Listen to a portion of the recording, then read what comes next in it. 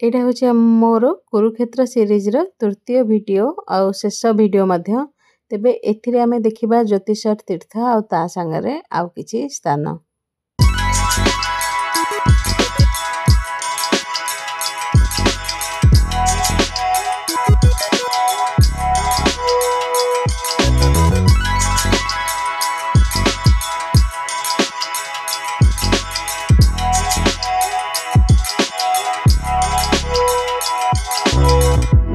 नरकतारी तीर्थ दर्शन पर आमे आसी पहुँची जाइचु वर्तमान ज्योतिषर तीर्थ रे। तो एई जगटार एमिति किछि महत्व रहिछि कि एटा होछि तृतीय दर्शनीय स्थान जेमति ब्रह्म सरोवर प्रथम थिला तापरे नरकतारी तीर्थ आ तापरे आमर ज्योतिषर तीर्थ ए तीनटा होछि एठिकार मुख्य आकर्षण।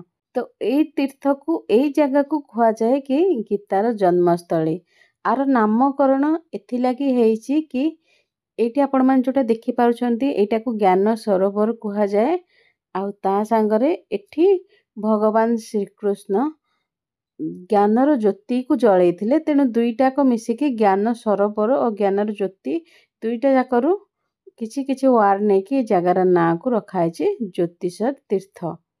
तो वर्तमान आमे आसी पहुँच जाइछे भगवान को विश्व रूप जोठी देखैथिले तार एमती गोटे प्रतीकात्मक मूर्ति एठी बना हेइछि। एई जगार ही भगवान गीता शुणैथिले अर्जुन को बोली विश्वास करा जाए। गीता ए विश्व रूप रे आपण माने जो सब देखि पारुछंती तो एमती फ्रंट करके ठिया हेले श्री कृष्ण को डाहाण साइड रे अछंती ब्रह्मा तापरे बराह अवतार हनुमान आ परशुराम अछंती आउ हमर बाँ पटको जो अछंती सेपटे शिव अछंती तांग संगे गणेश तापरे नृसिंह मूर्ति अछि। आ ए स्टैच्यूटे रिसेंटली एबे प्रतिष्ठा हेछि आ आर सामना रे लाइट साउंड शो चले माने जति भलरे याकू देखिबे ताले देखंदु एठी अर्जुन तळे बसि छंती आ एठी रथडा रखा हेछि आ तापरे एटा विश्व रूप।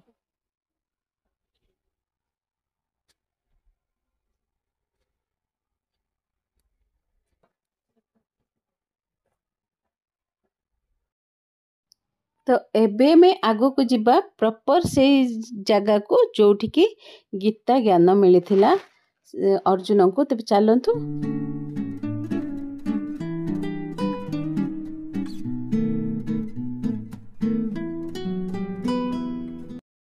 एबे आसिकी आमे सेई जगह रे पहुंची जाइचे आउ एई जो वृक्षटा आपण माने देखि पारुछंती एटा को अक्षय बट बा अक्षय बरगछ जहाँ पे आपण माने कहि पारंती।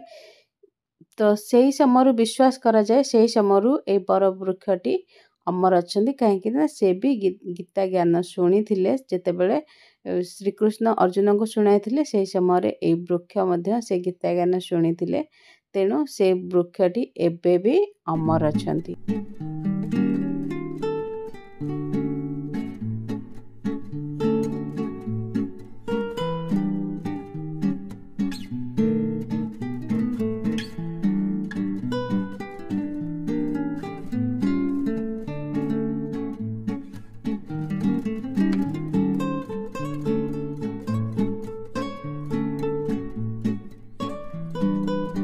एटा होची ज्ञान सरोवर एटा को ज्ञान सरोवर कुआ जाउची। तो एठी वर्तमान समय तो पानी नहीं काहेकि ना तार रिस्टोरेशन काम चलीची खरा दिन आसिले मे भी एथिरे पानी भरा जिवो एटा को ज्ञान सरोवर कुआ जाए जार ना अनुसार ए जगार ना हेची ज्योतिषर तीर्थ।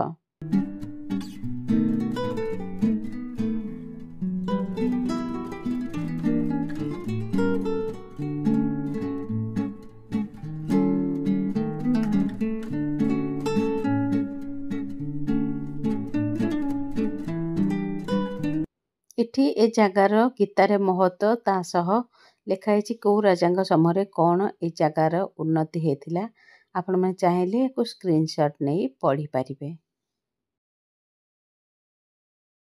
वर्तमान एठी आपण माने देखि पारुथिबे वेदव्यासंकर गोटे मंदिर अछि आ ता संगरे श्री गणेशंकर गोटे मंदिर अछि जेमति कि आपण माने जानिथिबे कि वेदव्यास महाभारत लेखैथिले गणेशंक द्वारा ଆଉ ଏଠି ସବୁ ଦେବୀ ମନ୍ଦିର ଅଛି ଦୁଇଟା ଆଉ ତା ସାଙ୍ଗରେ ଏଠି ଗୋଟେ ବହୁତ ବଡ଼ ସୁନ୍ଦର ମାର୍ବଲର ଷ୍ଟାଚ୍ୟୁ ଆପଣମାନେ ଦେଖିପାରୁଥିବେ ଶ୍ରୀକୃଷ୍ଣ ଆଉ ଅର୍ଜୁନଙ୍କ ରଥର।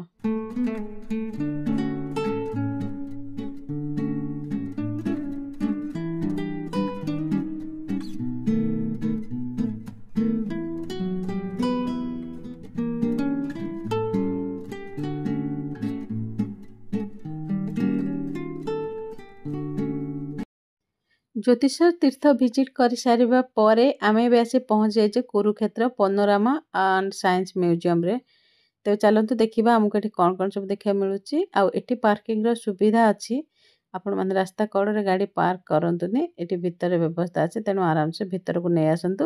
ଆଉ ଆର କ୍ୟାମ୍ପସକୁ ଲାଗିକି ସେପଟେ ଅଛି କୁରୁକ୍ଷେତ୍ର ଶ୍ରୀକୃଷ୍ଣ ମ୍ୟୁଜିୟମ୍ ଗୋଟେ ଅଛି। ଦୁଇଟାକର ଟିକେଟ୍ ଅଲଗା ଅଲଗା, ଆପଣମାନେ ଦୁଇଟାକରେ ଟିକେଟ୍ କରିକି ଏକା ସାଙ୍ଗରେ ଭିଜିଟ୍ କରିପାରିବେ, କିନ୍ତୁ ହଁ ଦୁଇଟାକ ଗୋଟେ କ୍ୟାମ୍ପସରେ ଅଛି।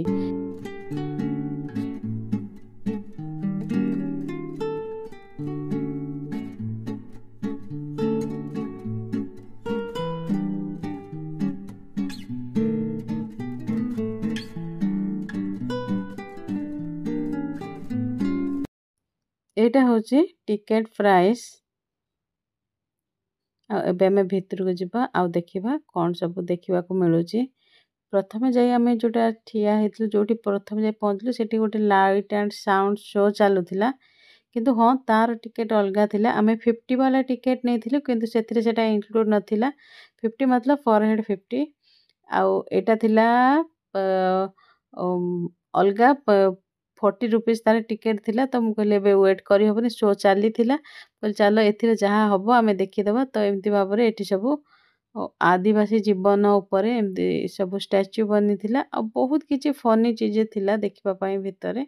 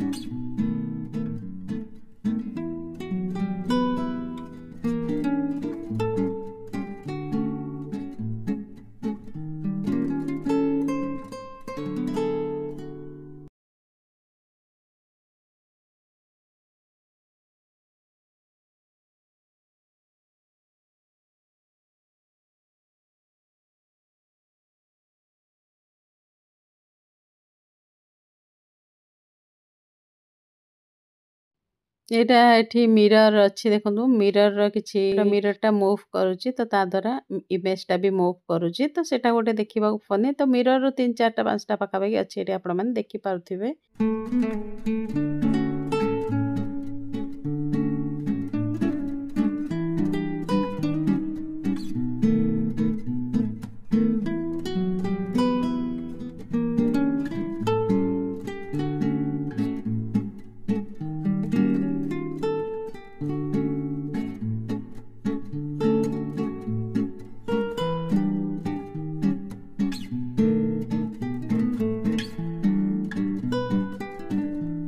ବହୁତ କିଛି ଥିଲା, ବୁଲି ବୁଲି ଥକି ଯାଇଥିଲୁ, କାହିଁକିନା ଗୋଟେ ଦିନରେ ଆମେ ସବୁତକ ଜାଗା ଭିଜିଟ୍ କରିଥିଲୁ। ତ ଆଗକୁ ଆଉ ସୁଟ୍ ବି ମୁଁ କରିନି, ଆପଣମାନେ ନିଜେ ଗଲେ ସେଠି ବୁଝିହେବ। ଆଉ ଏଟା ଶେଷରେ ଦେଖନ୍ତୁ ମହାଭାରତର ଗୋଟେ ପୁରା ବନା ହେଇଛି, ଗୋଟେ ଫ୍ଲୋର ଦେଇକି ପୁରା ଏମିତି ଭାବରେ ପୁରା ମହାଭାରତର ସ୍ଲୋ ମ୍ୟୁଜିକ୍ ସେଠି ଚାଲୁଛି। ଆଉ ଏମିତି ଭାବରେ ମହାଭାରତର ସବୁ ଯୋଦ୍ଧାମାନେ ବନା ହେଇଛନ୍ତି, ଆପଣମାନେ ଦେଖିପାରୁଥିବେ। ଏଇଟା ଟୋଟାଲି ଗୋଟେ ଫ୍ଲୋର, ଦେଖିକି ମୋତେ ବହୁତ ଭଲ ଲାଗିଲା।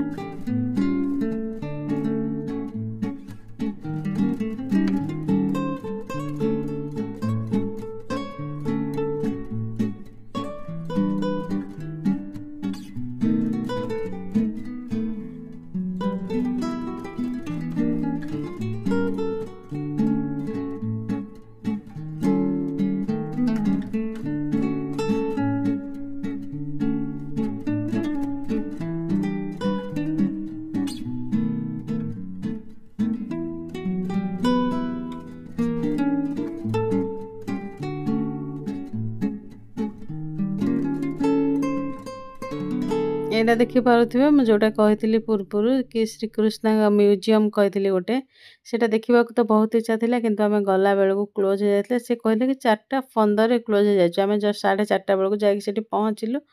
ତାପରେ ଆଉ ତ କିଛି କାମ ନଥିଲା, ତ ପ୍ରାୟ ଜାଗା ଆମେ ଭିଜିଟ୍ କରିସାରିଥିଲୁ। ଆଉ ବର୍ତ୍ତମାନ ଘରକୁ ଫେରିବାର ଟାଇମ୍ ହେଇଯାଇଥିଲା, ତ ଆମେ ଘରକୁ ହିଁ 4:30 5ଟାରେ ସେ ସିଟିରୁ ବାହାରିଗଲୁ। କାହିଁକିନା ସେଠୁ ଆମକୁ ପାଖାପାଖି ଟ୍ରାଫିକ୍ ଇନକ୍ଲୁଡ୍ କରିକି 3.5ରୁ 4 ଘଣ୍ଟା ଲାଗିଯିବ। ତେଣୁ ଆମେ ସିଧା ସେଠୁ ଘରକୁ ରିଟର୍ଣ୍ଣ କଲୁ। କୁରୁକ୍ଷେତ୍ରର ଭିଡ଼ିଓକୁ ମୁଁ 3ଟା ପାର୍ଟରେ ଅପଲୋଡ଼ କରିଛି। ଆଉ ଏଇଟା ଯାଉ ଯାଉ ଦେଖନ୍ତୁ, ଏଇଟା ଗୋଟେ 15 ଫ୍ଲୋର ବାଲା ମନ୍ଦିର ଏଠି ବନୁଛି, ଯେଉଁଟାକି ଅଣ୍ଡର କନଷ୍ଟ୍ରକ୍ସନରେ ଅଛି।